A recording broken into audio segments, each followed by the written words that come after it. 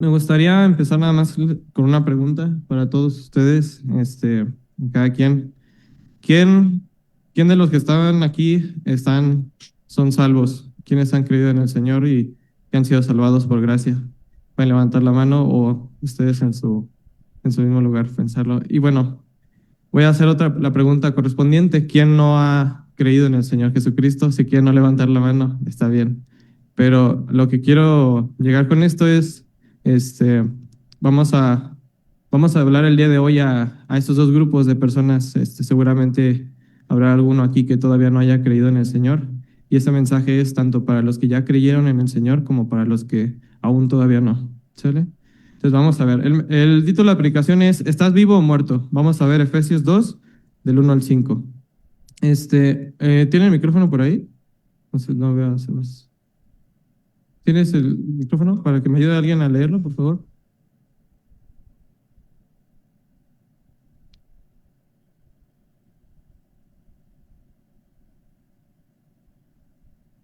Sebas.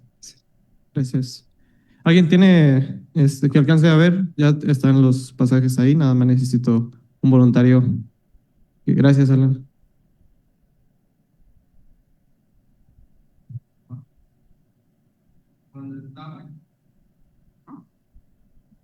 Cuando estabais muertos en vuestros delitos y pecados, en los cuales anduvisteis en otro tiempo, siguiendo la corriente de este mundo, del- Conforme al... ya. Conforme al príncipe de la potestad del aire, el espíritu que ahora opera en los hijos de desobediencia, entre los cuales también todos nosotros vivimos en otro tiempo, en los deseos de nuestra carne, haciendo la voluntad de la carne y de los pensamientos, y éramos por naturaleza hijos de ira, lo mismo que los demás. Pero Dios, que es rico en misericordia, por su gran amor con que nos amó, aun estando nosotros muertos en pecados, nos dio vida juntamente con Cristo. Por gracia sois salvos. Gracias, Alan. Voy a orar brevemente. Señor, te damos gracias el día de hoy porque nos permites estudiar tu palabra, porque nos muestras las verdades de tu ley. Te pido que nos ayudes a comprender lo que quieres que entendamos y que obedezcamos esas verdades, Señor. Te lo ruego. Te pido que sea tu palabra la que se exponga el día de hoy y que todos podamos aprender de eso y que seamos salvos o no, podamos todos voltear a verte y buscar ir esa reconciliación contigo, Señor. Gracias por todo en nombre de tu Hijo Jesucristo. Amén. Bueno, el día de hoy, como vimos, este es un pasaje relativamente corto. El contexto de lo que habíamos estado viendo en predicaciones anteriores, si recuerdan, estamos viendo acerca de las bendiciones espirituales en Cristo que tenemos nosotros los creyentes. Estuvimos viendo de la supremacía, supereminencia de Cristo, el nombre que se le ha sido dado, la autoridad con la que se le ha dado y todo lo que eso conlleva para la vida del creyente. Y el día de hoy vamos a continuar ese pasaje, empezamos el capítulo 2. Vamos a ver. Y el día de hoy vamos a hacer algo diferente a lo que normalmente hago, que vamos a ver tres preguntas. Vamos a hacer tres preguntas que nos van a ayudar a comparar el estado en el que estamos. Pero no voy a empezar con las preguntas. Primero voy a empezar con tres temas que vamos a revisar el día de hoy. El primero de ellos, les recuerdo, el tema es, ¿estás vivo o muerto? El primero de ellos es la identidad que tenemos nosotros, la obra, las obras que practicamos nosotros y la conducta que tenemos. Ese es el tercer punto. Y vamos a ir viendo uno por uno qué nos lleva el Señor a ver. Eh, ¿Estás vivo o muerto? Primero, identidad, que está como, lo voy a abrir así. Listo. Ok. Primer punto, identidad. Recuerdan que dijimos vamos a ver tres puntos. El primero de ellos es identidad. Dice, en los cuales anduvisteis en otro tiempo. Los versículos de todo lo que estamos viendo al principio, no sé si vieron que quité una parte, seguramente si ustedes leyeron en sus Biblias, quité la primera parte del primer versículo del versículo 1. ¿Por qué la quité? Porque en el pasaje original estaba revisando y en el texto original la frase con la que empieza el capítulo 2 no está. Esa frase fue agregada después para añadir contexto, para que indicara y ayudara al lector a entender hacia qué punto iba Pablo cuando escribió eso. Lo quité porque creo que la intención de... Y bueno, hay varias versiones de la Biblia en la que no lo ponen porque lo traducen tal cual, ¿no? En Reina Valera creo que lo agregan. Entonces, ¿por qué lo quité? Porque la intención de Pablo en este punto, lo que estamos viendo, como les decía, hay explicaciones atrás de lo que Cristo hizo, de lo que significa la salvación en Cristo y de las bendiciones espirituales que tenemos en Cristo, etcétera. Todo lo que obró en Cristo a través de su resurrección. Y en este punto empieza hablando así. Dice, cuando estabais muertos, cuando pasaba esto, y vemos hace ratito que nos ayudó a leer Alan, vimos varios puntos que decía, cuando pasó esto, ustedes estaban así, antes eran esto, antes hacían esto, ustedes hacían estas obras, etcétera, ¿no? Nos da una lista de cosas que nos describían a nosotros en un tiempo anterior. ¿Y por qué es importante esta parte? La vamos a ver al final. ¿Por qué no se explica hacia qué punto va Pablo? ¿Por qué en el original no explica hacia dónde va? Solo dice situaciones en las que estuvimos en algún tiempo y nos expresa eso. Y me dio la tarea de revisar todos los puntos que Pablo habla acerca de nuestro estado antes de Dios, de cómo estábamos, de qué pensábamos, quiénes éramos. Y me di cuenta que había 3 grupos grandes de este tipo de cosas, y fue que separé en identidad, obra y conducta. Y el primero de ellos dice identidad. El primer punto dice, estábamos muertos en delitos y pecados. También dice, éramos por naturaleza hijos de ira. Y tercer punto, éramos lo mismo que los demás. Bueno, revisando algunas de las palabras clave que veíamos en el original, la palabra que usa para delitos es desviación, es un error intencional, una transgresión. ¿Alguien sabe qué es una transgresión? Lo que estamos viendo es delitos. Es como cuando nosotros hacemos algo que va en contra de la ley de México, pues es un delito, ¿no? Se le constituye como un delito. Y entonces tenemos un merecido castigo por ese delito que cometimos. ¿Por qué? Porque hay consecuencias de eso. Porque hay una ley y yo la infringí. Eso es la transgresión. Infringir un acuerdo, ir en contra de algo que está estipulado. También dice la palabra, estaban muertos en delitos y pecados. Esta palabra pecado significa errar el blanco y así no participar del premio. Es como si estuviéramos en una competencia de tiro al blanco, estamos lanzando una flecha y no damos en el blanco. Esa es la palabra para pecado. Y la Biblia dice que todos nosotros cometimos no solamente delitos, sino que además nos desviamos de hacia dónde íbamos. Es un desvío, ¿ok?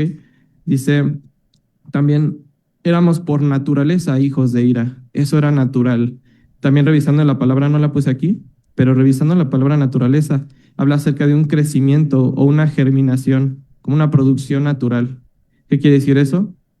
Como estábamos muertos en delitos y pecados, eso trajo como consecuencia que por naturaleza, es decir, por consecuencia, es natural que seamos hijos de ira.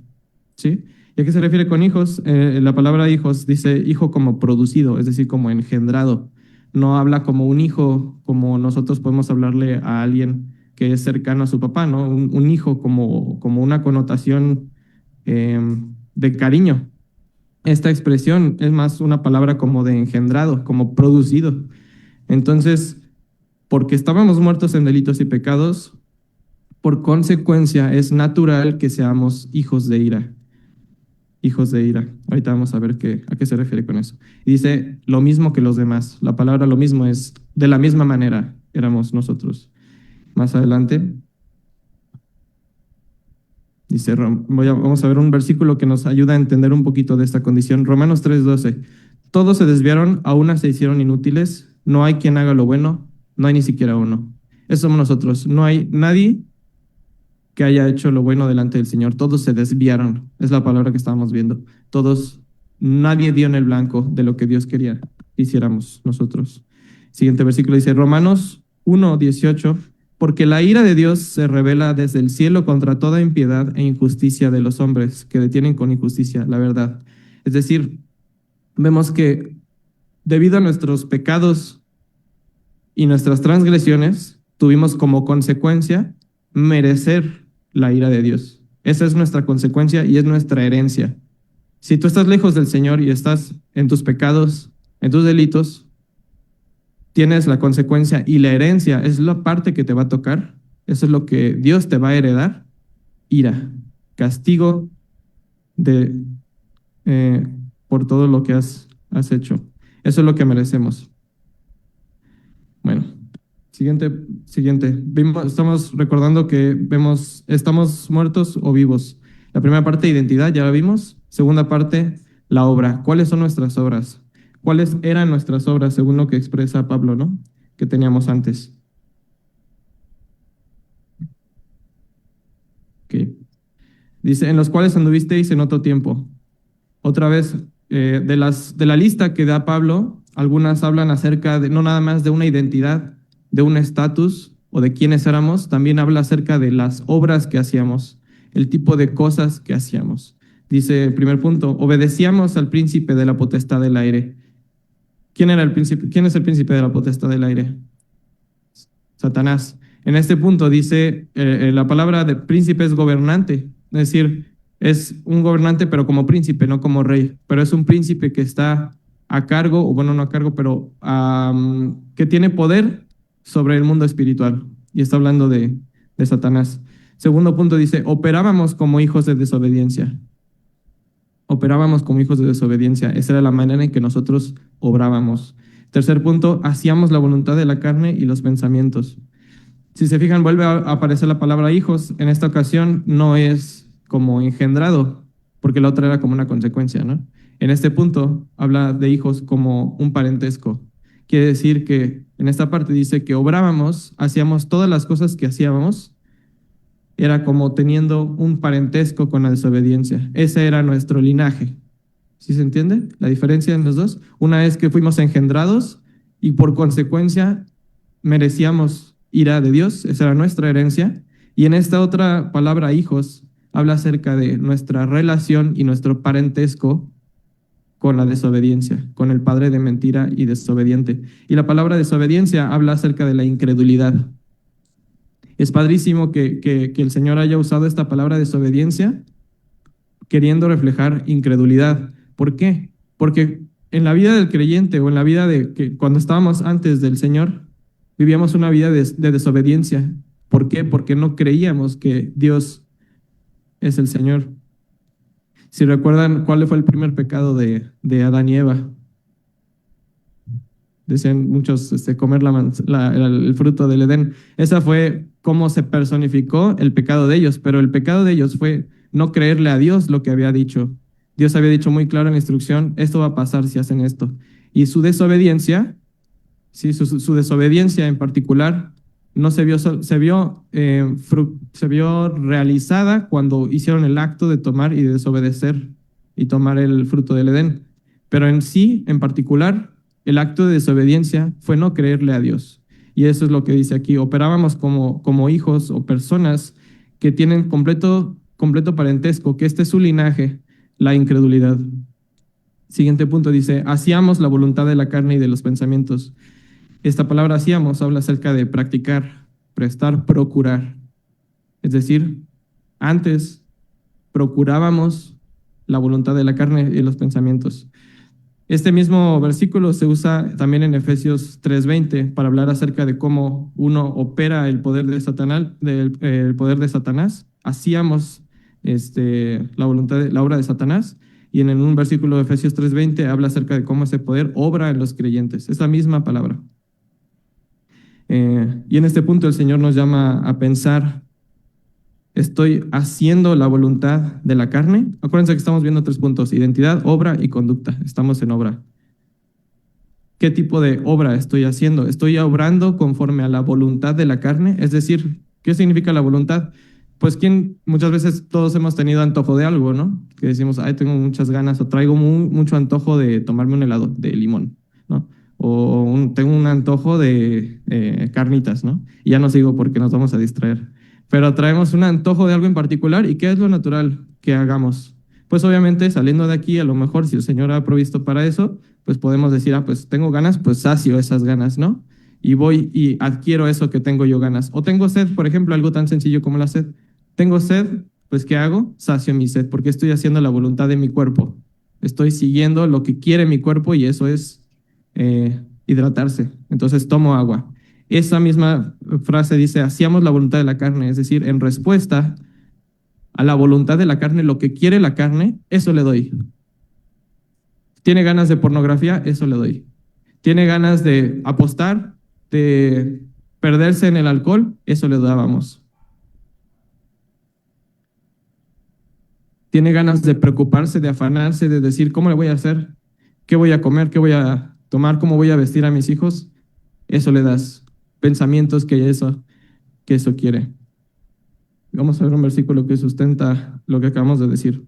Dice 1 de Juan 3, 8a y un poquito más adelante el 16. El que practica el pecado es del diablo, porque el diablo peca desde el principio. Es decir, en algún momento nosotros éramos así. Acuérdense que estamos viendo una lista de cosas que nos describen y de lo que hacemos cuando estábamos antes del Señor. Y dice, el que practica el pecado es del diablo. Por eso empezaba esa pregunta, ¿no? ¿Quién de aquí es algo bueno? Vemos esa parte. ¿Y quién no? Practica el pecado y es del diablo. Que no nos engañemos. En la semana estuve platicando con mi jefe de varias cosas y él hablaba acerca de como de que todos somos buenas personas, los que están trabajando ahí, tratando de pues llevar dinero a sus familias.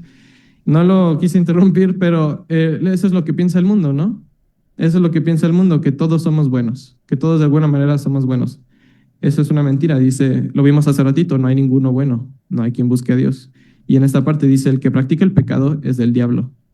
No, no hay nada más, hay solamente dos lados. O soy del Señor o soy del diablo. No hay un punto medio en el que, bueno, soy bueno, pero no me he dedicado tanto al Señor, no he aprendido tanto de Dios, no leo la Biblia tanto, pero pues tampoco soy como un narco, ¿no? O como un secuestrador o como, no llego a ese extremo, ¿no? Entonces eso es del diablo. No, aquí dice, el que practica el pecado es del diablo. Más adelante, porque todos los que hay en el mundo, en los deseos de la carne, los deseos de los ojos, la vanagloria de la vida, no proviene del Padre, sino del mundo. Eso es del mundo y pertenece al mundo. No hay ninguna otra cosa que sea en medio. Romanos 8:6 dice, porque el ocuparse de la carne es muerte. Entonces, si tú te estás ocupando de la carne, estás muerto. Ok. Tercer punto, ya vimos identidad, ya vimos la obra de lo que hacen las personas que están muertas y ahora vamos a ver la conducta.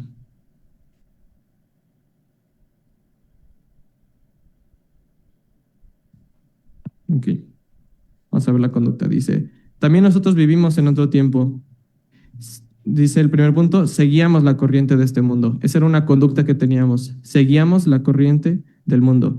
Y el segundo punto dice, vivíamos en los deseos de la carne. Si seguíamos la corriente, habla acerca de unos tiempos. Esa corriente es una edad, un tiempo. Pues seguramente todos escuchamos historias de nuestros abuelos, ¿no? Que nos decían, no, en mis tiempos esto costaba tanto, en mis tiempos se hacía esto, se tenía tal costumbre, se usaba que fuéramos a casa de fulanito, hiciéramos esto, así se usaba en ese tiempo. En esos tiempos esa era la costumbre. Esta misma frase que dice, seguíamos la corriente de este mundo, es, hacíamos las cosas conforme a estos tiempos, los tiempos del mundo, los tiempos de ahorita, eso, así igualmente. Y dice, vivíamos, esa palabra habla acerca de conducirse, comportarse, permanecer, vivir. Deseos, habla acerca de codicia, deseo intenso y desordenado de placeres. Es la palabra que conocemos o que hemos leído en algunos otros versículos como concupiscencia. Luego, como que a veces repetimos palabras que vemos en la palabra, pero como que no la entendemos al 100%, pero sería una buena costumbre buscar qué significa, ¿no? Concupiscencia, transgresión, son palabras que usamos mucho, pero que no entendemos al 100%. Bueno, esa es la palabra concupiscencia. Un deseo intenso y desordenado por dar un placer, específicamente por un placer prohibido. Esos éramos nosotros. Y quien no está en Cristo, esos son ahora, hoy, ahorita, en este momento. Deseo intenso y desordenado de placeres. Vamos a ver un versículo que habla acerca de eso. Dice Santiago 1, 14, 15. Cuando somos tentados, son nuestros propios deseos los que nos arrastran y dominan. Los malos deseos nos llevan a pecar. Y cuando vivimos solo para hacer lo malo, lo único que nos espera es la muerte eterna. Es la nueva traducción, traducción lenguaje actual. Dice también 2 de Pedro 2, 9 a 10. Sabe el Señor reservar a los injustos para ser castigados en el día del juicio. Y mayormente a aquellos que, siguiendo la carne, andan en concupiscencia e inmundicia y desprecian el señorío. Eso es lo que sabe el Señor, reservar a los injustos para ser castigados el día del juicio. Veíamos que somos hijos de ira, ¿no? Hijos para ser castigados. Esos son los 3 puntos que íbamos a ver el día de hoy. ¿Estamos muertos o vivos? El primer punto, identidad. Segundo punto, la obra. Y tercer punto, la conducta. Entonces, hasta aquí lo que hemos visto es, pues, prácticamente puras malas noticias, ¿no? Malas noticias nada más. Hemos visto que somos malos, que somos pecadores, que merecemos el castigo del Señor. Hasta ahorita no hemos visto nada de esperanza, no hay ningún otro camino más que esa verdad que somos. Pero lo padre que dice estos versículos dice, pero Dios.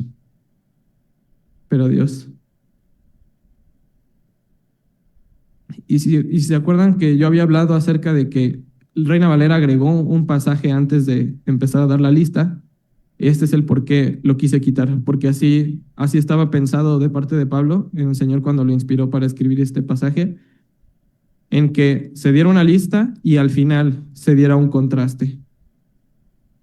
Dice, pero Dios. Compartimos el dolor de nuestros hermanos que ven a sus hijos y ven a familiares que no han creído en el Señor, que voltean a ver y están en un camino de perdición y no hay esperanza. Y compartimos su dolor. Pero la esperanza es esta. Dice, pero Dios. No dice, pero el hombre. No dice, pero entonces se arrepintieron. O, pero entonces se ganaron, pero entonces cambiaron. No lo dice, dice, pero Dios. Y todo lo que vamos a ver es obra del Señor. Dice Efesios 2, 4 al 5. ¿Alguien tiene el micrófono por ahí todavía o lo pusieron acá otra vez? Ah, ya no. Ok, no pasa nada. Dice, pero Dios, que es rico en misericordia. Aquí tengo, gracias.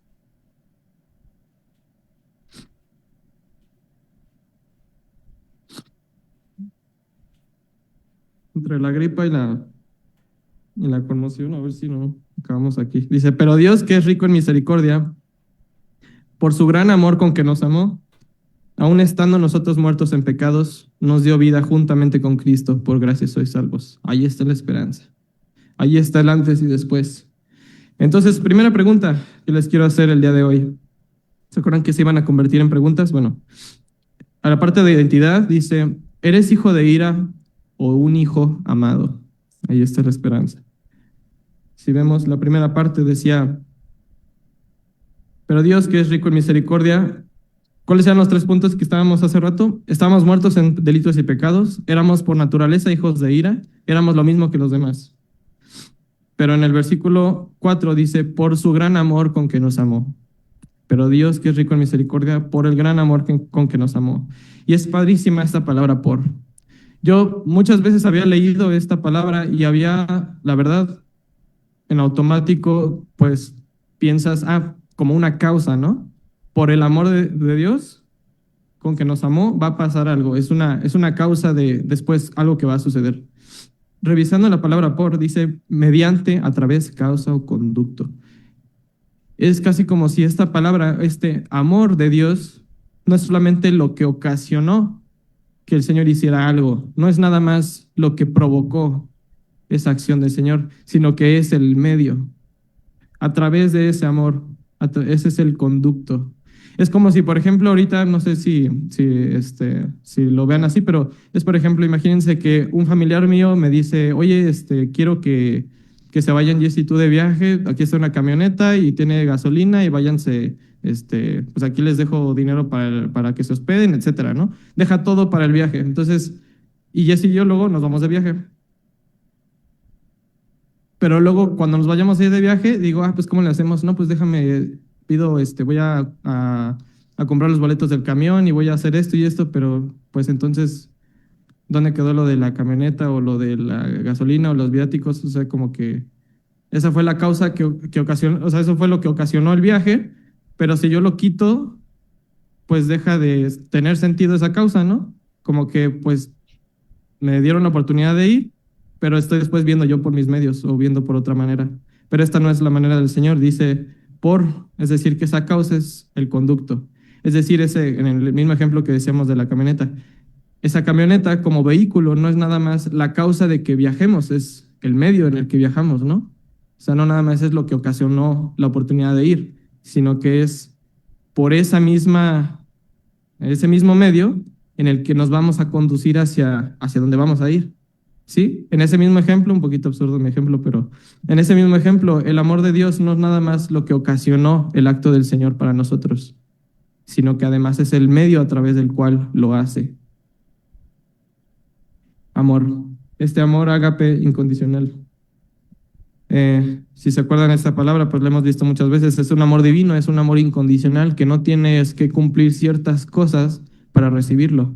Es el amor que da el Señor. Dice Primera de Juan 3, del 1 al 2. Mirad cuál amor nos ha dado el Padre para que seamos llamados hijos de Dios. Miren cuál amor nos ha dado el Padre para que seamos llamados hijos de Dios. Por esto el mundo no nos conoce, porque no lo conoció a Él. Por eso no entienden, porque no le entienden a Él. Dice en el 2, amados, ahora somos hijos de Dios. Es decir, ya no tenemos esa condenación, ya no está esa parte, vamos a leer. Dice, el que cree en el Hijo tiene vida eterna, pero el que rehúsa creer en el Hijo no verá la vida, sino que la ira de Dios está sobre él. Entonces, volvemos a lo que hoy platicábamos, nuestra identidad es, o somos hijos de ira, que tendremos consecuencia de castigo, o somos hijos amados por el Señor. Solamente hay dos. Siguiente punto, para la parte de las obras, dice, obras conforme a la carne o al espíritu. Es una pregunta para ti. ¿Las obras que haces son de la carne o son del espíritu? Veíamos hace ratito, los puntos que veíamos hace ratito eran, obedecíamos al príncipe de potestad, operábamos como hijos de desobediencia, hacíamos la voluntad de la carne y de los pensamientos. Dice, pero Dios, que es rico en misericordia, con su gran amor con que nos amó, nos dio vida juntamente con Cristo. Nos dio vida juntamente con Cristo.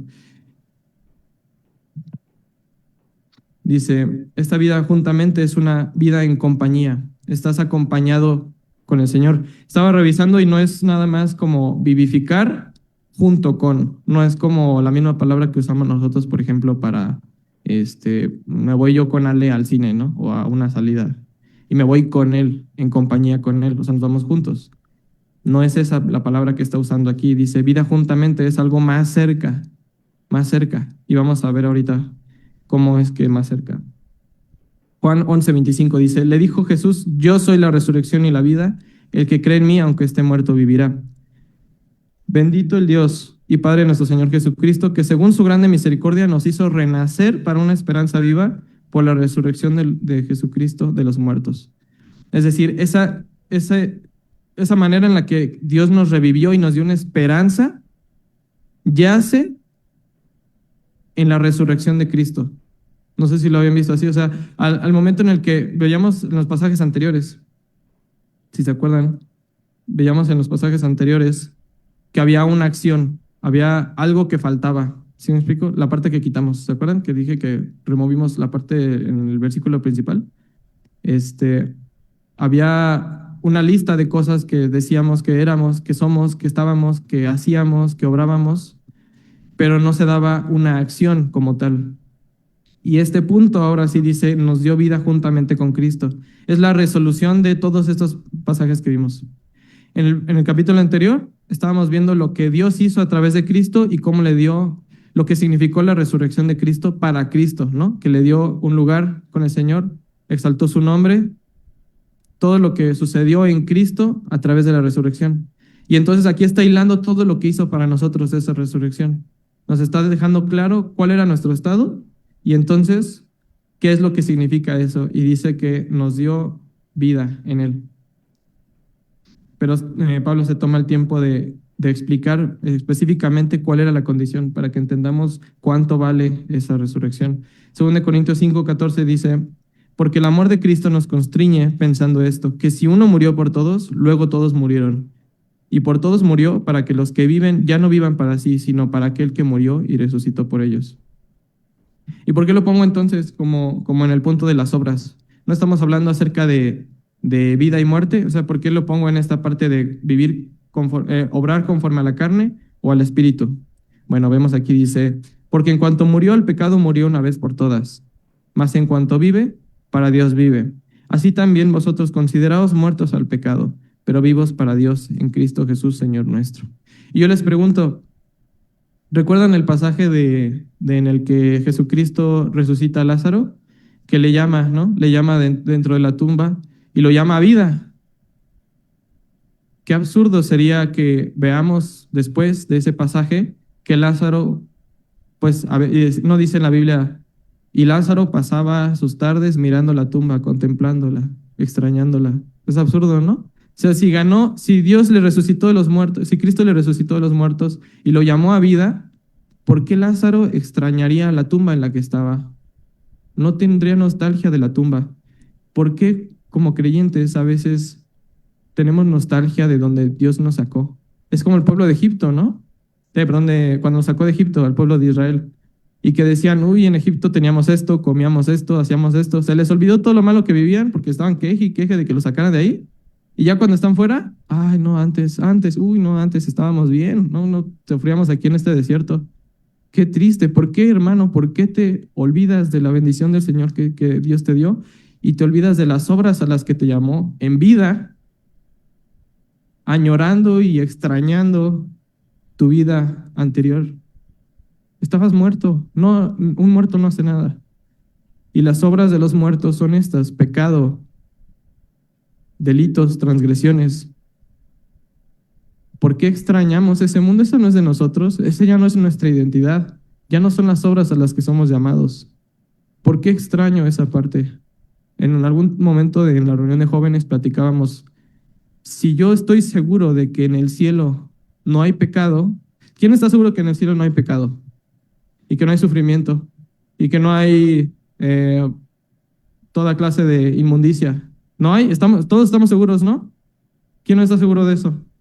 Todos estamos seguros de que no hay pecado en el cielo y no hay sufrimiento en el cielo y no hay cosas horribles.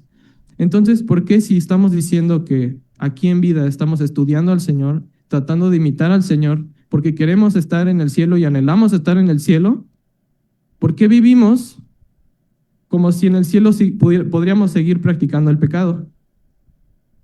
¿No? ¿No te parece que lo vas a extrañar? O sea, si esa es tu práctica y tu obra y las obras de tu carne, y eso haces en tu vida diaria, ¿no te parece que en el cielo vas a extrañar pecar? Estoy haciendo irónico, no lo vas a extrañar. Pero, ¿sí me explico en ese punto? ¿Por qué extrañamos las obras de la carne? Ya no somos muertos, ya no pertenecemos ahí. Dice Romanos 8:5, porque los que son de la carne piensan en las cosas de la carne. Es decir, éramos de la carne, eso pensábamos, pero los que son del Espíritu, en las cosas del Espíritu. Si decimos nosotros que somos salvos y que vivimos en el Señor y que vivimos a través del Espíritu, ¿por qué seguimos obrando las cosas de la carne y no en las del Espíritu? Nuevamente, primera pregunta, ¿eres hijo de ira o hijo amado de Dios?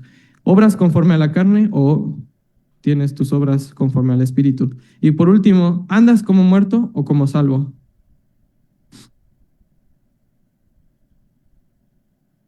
Veíamos hace ratito, en la parte de conducta, seguíamos la corriente de este mundo, vivíamos según los tiempos de este mundo y vivíamos en los deseos de la carne. Y eso le dábamos, ¿no? A la carne, los deseos. Dice la palabra salvos, es hacer salvo, no es un estado que se haya ganado. Y quiero hacer aquí un breve paréntesis. Recuerdan que dijimos que todas las acciones que vimos hasta ahorita eran cosas que nos describieran a nosotros y no había esperanza. Y llegó a un punto en el que Pablo dice, pero Dios que es rico en misericordia. Y si tú te fijas en tu Biblia, todas las partes que vemos desde ahí, nosotros somos objetos de lo que Dios está haciendo. No dice nunca que empezamos a hacer, decidimos. Dice, pero Dios que es rico en misericordia. ¿Quién es rico en misericordia? Dios. Es una acción suya, es un estatus suyo, es quien Él es. Por su gran amor con que nos amó, ¿quién hace la acción? Dios. Dios amó. Nosotros recibimos ese amor nada más. Dice, nos dio vida juntamente con Cristo. Otra vez, nosotros recibimos esa acción, nosotros no hicimos la acción. Dios está haciendo todo lo está haciendo Dios. Un muerto no puede hacer nada, no se puede parar, no puede pedir que lo muevan porque está incómodo en el ataúd, no puede hacer nada. Todos los actos que vemos desde pero Dios, todos los está haciendo Dios. Y la Biblia nos deja muy claro quién está haciendo las cosas. Y dice, por gracia sois salvos. Y esta palabra salvos, como decíamos, está recibiendo alguien a quien se le hizo salvo, no alguien que se hizo salvo a sí mismo. Todo lo que hemos visto hasta ahorita es consecuencia de los actos del Señor. Y obviamente requiere acciones de nuestra parte, pero no nace o no tiene su sustento en lo que nosotros podemos o no hacer. Filipenses 1:27 dice, solamente que os comportéis como es digno del Evangelio de Cristo. ¿Por qué digo esta parte de conducta como salvo? Porque así es como nos debemos de conducir. Dice, solamente que os comportéis como es digno del Evangelio de Cristo. Primera de Juan 2, del 5 al 6. Pero el que guarda su palabra, en este verdaderamente el amor de Dios se ha perfeccionado. Pero esto sabemos por esto sabemos que estamos en él. Dice, si el amor de Dios se ha perfeccionado en ti, por eso sabemos que estás en él. Dice, el que dice que permanece en él debe andar como él anduvo. Esa es nuestra conducta. Eso es lo que espera el Señor de nosotros. No espera que tú te ganes la salvación, no espera que tú hagas las cosas para que eso suceda, pero sí en consecuencia estás llamado forzosamente a actuar conforme a esta verdad. Y la manera en la que actúes conforme a esa verdad y conforme estés tu nueva identidad, conforme hagas tus obras, conforme te conduzcas, esa nueva manera habla de si realmente has sido salvo o no.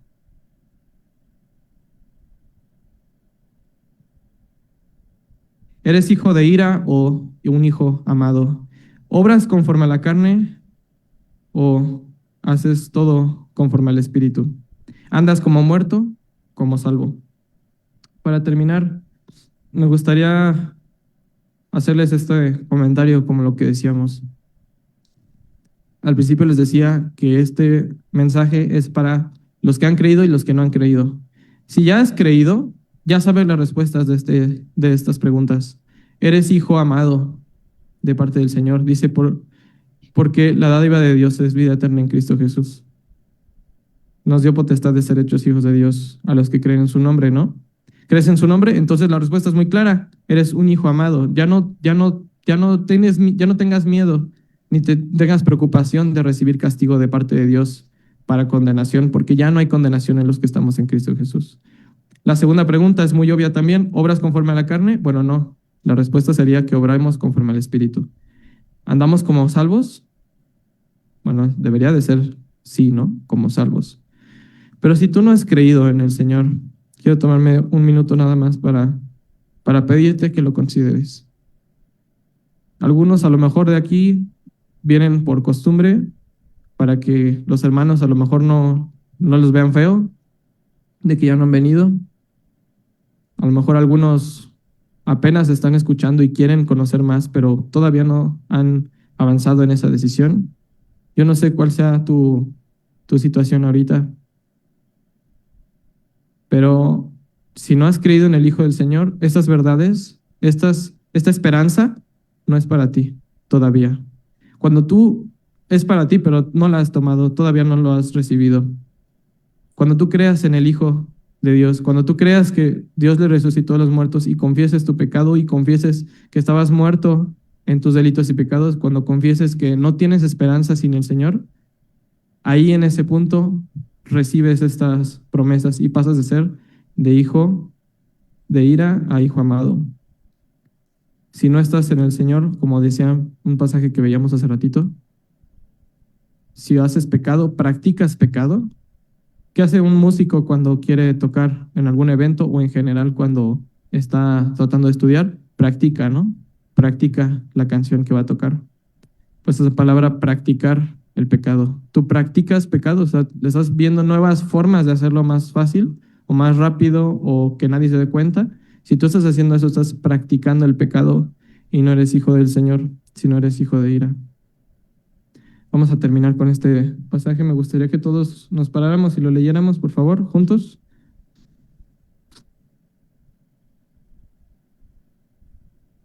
No sé si todos lo alcanzan a leer.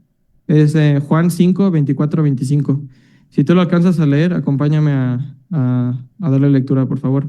Dice, de cierto os digo, el que oye mi palabra y el que me envió, tiene vida eterna, y no vendrá a condenación, mas ha pasado de muerte a vida.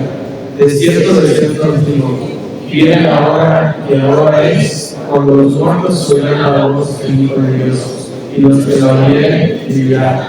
si tú hoy la estás oyendo, vas a vivir. Si no la oyes, dice que tendrás condenación. Por último, ¿qué quiere Dios que la gente comprenda y obedezca? ¿Qué quiere que comprendamos y obedezcamos de este pasaje? Pon mucha atención. Si Dios ya te vivificó en Cristo, ya no estás muerto en pecado, ya no vivas para el pecado, ya no te pertenece, ya no eres para esa vida, sino que ahora eres salvo por gracia y debes andar como tal. Debes andar como salvo si ya eres salvo. Y para los que no, ahí está la invitación. Necesitas vivificarte en Cristo, necesitas ser vuelto a la vida y salvo por Él. Si no, vendrás a condenación y te quedarás muerto espiritualmente cuando vayas y mueras, no tendrás ninguna esperanza y irás al infierno. Vamos a orar. Señor, te damos gracias por este tiempo, porque nos permites estudiar tu palabra, porque nos enseñas lo que quieres para nosotros, Señor. Gracias porque nos enseñas acerca de tu palabra, qué es lo que quieres de nosotros, qué esperas de nosotros, Señor. Ayúdanos a vivir así, a vivir conforme a tu palabra, Señor. Ayúdanos a tener una mente abierta a lo que tú nos quieres enseñar y a obedecer. Ayúdanos a que todos los que somos salvos aquí nos conduzcamos como tal. Que la identidad que nos has dado como amados sea el baluarte y estandarte de nuestra vida, Señor. Que todo lo que hagamos hable acerca de que somos tus hijos, Señor. Que la gente conozca que somos tus hijos. Ayúdanos a no perder tiempo en las obras de la carne, Señor, sino al contrario, considerarnos muertos a esas obras. Ya no vivimos, ya nos pueden buscar, nos pueden llamar por teléfono, nos pueden tratar de ubicar, pero si estamos muertos para ellas, no hay manera en la que ellos nos alcancen, Señor. Ayúdanos a morir a nuestra carne y a vivir conforme al Espíritu, Señor, y a hacer esas obras. Y también ayúdanos a conducirnos conforme a hijos tuyos, Señor, como salvos. Ayúdanos a andar como tú anduviste, Señor. Te pido que nos perdones por las cosas que hemos hecho, Señor, por las veces que hemos despreciado o hemos minimizado el impacto de tu evangelio en nuestra vida y nos hemos visto en situaciones muy vergonzosas, en pecados, Señor. Ayúdanos a dejar eso atrás y entender nuestra identidad en ti. Que todos los que estamos aquí, que somos hijos tuyos, podamos reconocerte en todos nuestros caminos. Que podamos reconocer tu autoridad en todo lo que hacemos y pensamos y decimos, incluso de lo que no expresamos con los demás, Señor. Tú conoces nuestros corazones, conoces en qué flaqueamos y también nuestros deseos, Señor, así como decíamos en la mañana. Tú conoces las cosas que hay en nuestros corazones, nuestros deseos. Nos gustaría que todos los que conozcamos crean en ti, Señor. Pero tenemos paciencia en tu voluntad y lo que sí podemos cuidar, lo hacemos, Señor. Ayúdanos a obedecerte, porque ese es tu mandato principal. Presentar nuestros cuerpos en sacrificio vivo, santo y agradable a ti, Señor. Ayúdanos a hacerlo. Y si hay alguno aquí en el día de hoy que no te ha creído, que todavía no está convencido de lo que tú tienes para esa persona, todavía no cree que es necesario que te reconozca, que muera a sí mismo, ayúdale a ver y abre sus ojos, Señor, te lo rogamos. Toda la congregación te ruega a una que conviertas al pecador de su camino, Señor. Te pedimos por nuestros amigos, por los jóvenes, Señor, que hemos visto desde chicos y que han aprendido la palabra desde que estábamos en campamento, Señor, y que no han rendido ni doblado tu rodilla, Señor. Te rogamos por los hijos de todos los que están aquí, que no han creído en tu salvación, que lo hagan, Señor. Te lo rogamos, ten misericordia.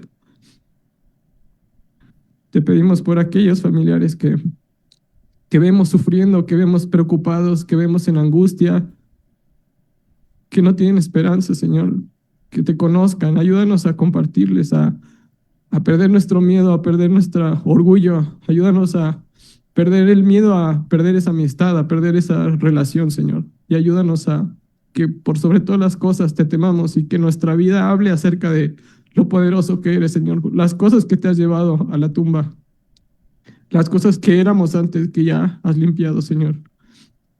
Te rogamos por aquellos amigos que hemos pedido por años que te conozcan, que no han doblado rodilla. Te pido que los llames de muerte a vida, así como dice este pasaje. Y así como hablaste a Lázaro y salió de la tumba, Señor, te pedimos que les llames, Señor, a vida. Y ayúdanos a recordar que así como lo llamaste a Lázaro, a nosotros también nos has llamado. Nos has llamado de muerte a vida y no tenemos nada que hacer en esa tumba, Señor. No nos identifica, ya no tiene poder sobre nosotros. Nos has llamado a una vida de obediencia a ti. No tenemos por qué extrañar las obras de la carne, ni extrañar al mundo, Señor. Cada vez que nosotros pensemos en dejar tu camino, cada vez que nos desanimemos, cada vez que volteemos a ver atrás las cosas que los demás nos han hecho o las cosas que nos hemos perdido por estar en tu camino, ayúdanos a recordar que todo lo que tenemos en ti, Señor, es mucho más valioso, más precioso y más duradero de lo que podríamos vivir separados de ti, Señor. Ayúdanos a ver las cosas así. Ayúdanos, danos tu vista, danos tus ojos, Señor, para ver lo que tú ves, Señor. No queremos ver las situaciones o las preocupaciones que nos rodean, Señor, sino queremos ver cómo podemos obrar a bien a los demás. Queremos ver cómo podemos hacer tu gloria, Señor, y las obras de tu Espíritu. Eso queremos ver. No queremos ver ninguna otra cosa, Señor, que no sea eso. Te lo rogamos, Señor, tenos misericordia y perdónanos por nuestra incredulidad, por nuestra falta de memoria, porque recurrimos constantemente y somos necios, Señor. Pero gracias porque nos has amado y ese amor no depende de nosotros ni depende de cuánto te seguimos, Señor. Gracias por eso y porque así lo quisiste. Tu amor y tu misericordia son independientes de nosotros, Señor. Gracias por eso. Pero ayúdanos a vivir en consecuencia de eso, Señor. Porque nos has convencido de pecado, ayúdanos a vivir convencidos de que ese pecado no trae nada bueno. Gracias, Señor, por todo lo que has hecho. Gracias por la congregación que nos has dado.